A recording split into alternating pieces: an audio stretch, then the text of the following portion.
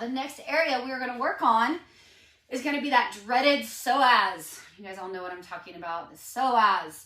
How do we address the psoas? Where is the psoas? So the psoas is the only muscle that connects the upper and the lower body together. The psoas, this motion here, when we bend forward, the psoas will come into play. When we bring our knee up, the psoas is going to come into play. A lot of times it's overactive and tight, but tight doesn't mean strong. Think about that for a moment. Just because something's tight doesn't mean it is strong. Okay? Sometimes a tight muscle needs to be strengthened. Another topic for another day. Anyways, today we are going to work on releasing the area. It's also, we're going to do it with this ball here. If you don't have a big ball like this, you can use a lacrosse ball, but just be a little bit more careful because that lacrosse ball, with it being a smaller diameter, is going to poke a little bit further into some of these areas. So you just want to be aware of that and maybe not quite go so deep. Also, you want to be aware of a pulsing sensation because we are going to put this in our abdomen, not in our abdomen, literally, on the abdomen. I like to use a kettlebell handle for this. It's a little more intense. But today, psoas, let's talk about it.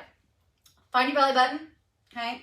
From the belly button, we're going to start just over from the belly button, okay? That is where the ball is going to go, okay? And we're going to come down and lay on the ball. You can't really see, can you? Let me move this way. I'm trying to make it best for you guys to see. I'm not sure which direction that's going to be. So here I'm on the ball, and already I can find that tight area. Okay, so again, pulsing, if you feel it pulsing, just shift the ball slightly. You don't want to ever cut off blood flow.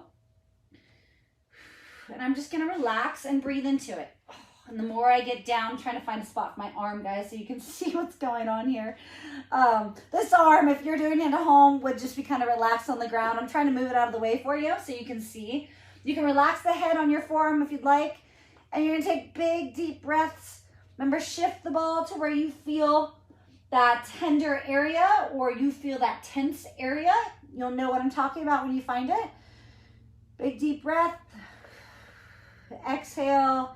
And release into the ball a little bit more.